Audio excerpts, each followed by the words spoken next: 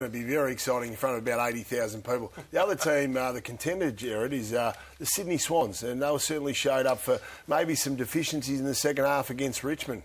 Well, they've got a tough month coming up, the Swans. They've lost Tippett, obviously, with the suspension of a week, and Buddy Franklin with a week. I think Andrew Ireland dislocated his shoulder, getting it up, saying, I'll take that just the 1 week for Buddy Franklin. I thought Tippett was a bit stiff, but... a tough month. There's their month. Maybe a tough round 16, 17. They'll win the next two. Oh, certainty's against Hawthorn and West Coast, are they? No, you mean the next two? Okay. Yeah.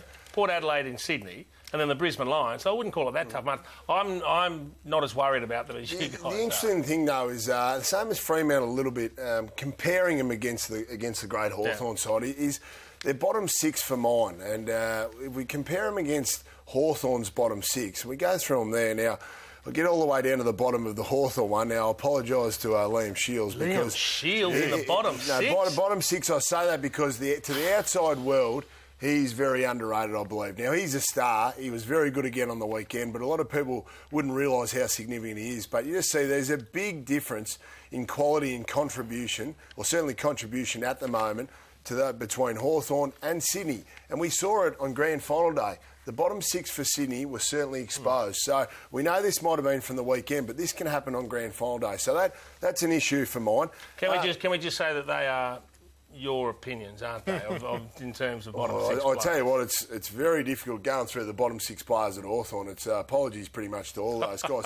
The other issue for the Swans... I think Laidler's a bit harshly treated there. He's had one of the terrific seasons for the Swans. Yeah, he was missing a little bit early on, though, okay. Gerard. So, for Swans forward line, the other issue as well, a few question marks over that. Obviously, they're losing the Bondi Billionaires on the weekend with Tippett and Franklin being injured. But just who is their best forward line? Tippett hasn't been in scintillating form this year. He seems to be not able to take those marks on the lead as much. Obviously, over-reliance on Buddy Franklin. Gary Rowan's had not a bad season. Adam Goods has spent some time in the reserves, we know.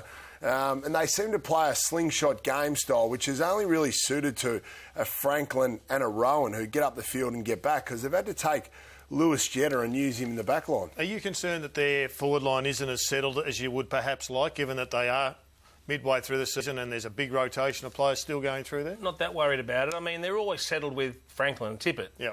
What I see is versatility of a number of different players that can go there, and that means you're less predictable when the opposition's planning for you. We all know that Tippett and Franklin are going to be there in the key posts, and knowing them going to be there and stopping them are two different things. So, I'm not that concerned about that. The one player I'd love to see in that mix more is Ben McGlynn as the Puopolo replacement, if you like, the small forward, hard tackling forward, keeps the ball in and can kick some goals. But the Tigers kicked 8 goals in the first quarter against the Dockers, and they produced a really good second half against the Swans. So 7 goals in that third term, so they are absolutely flying. And this is a team that we now have to take seriously. We thought we were going to 3 games ago when they beat Freo in Freo. Then they had a blip on the radar. They got beaten by West Coast in Melbourne, but then they go to Sydney. So probably the two toughest road trips. They beat the Swans on their home turf, the Dockers on their home turf. We know they've got a pretty good draw coming up. This Tigers team, I think they're going to be a player come September, Gerard. They won't be without Cochin playing like this. And this is his third quarter. This is magnificent. Yeah. He had a poor first half. And it's one of the greatest challenges in footy to turn a poor first half into a match-winning game, and that's what he did. How good was that hand pass there? So he has 10 touches, 5 of them contested, kicks a goal himself amongst his 5 score involvements. This goal is ridiculous, Brown. Did some of his best work lying on the ground, didn't he? A goal and a really good handball as well, and he was fantastic. Well led. He's had 2 games in a row now where he's captained them brilliantly. And one of the guys who was on the back end of some of his good work, or all of the midfield's good work, was Ty Vickery. Hats off to Ty Vickery. He's having a good month. He's been much maligned, of course, Ty Vickery. He's one of the better set shots, especially under pressure over the last few weeks, and he's shown that really well. Played well on the weekend. I think that was important for Jack Riewoldt as well, to be able to drag away a defender. Obviously, Jack Riewoldt had one of the great games, but a lot had to do with Ty Vickery having influence as well. This is one of the other things I did learn on the weekend, Gerard. When you've got a gun full forward, they can win games for you if you play them at full forward.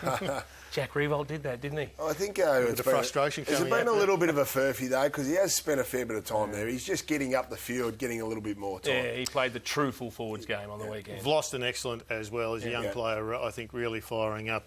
But the Eagles' defence was the talk.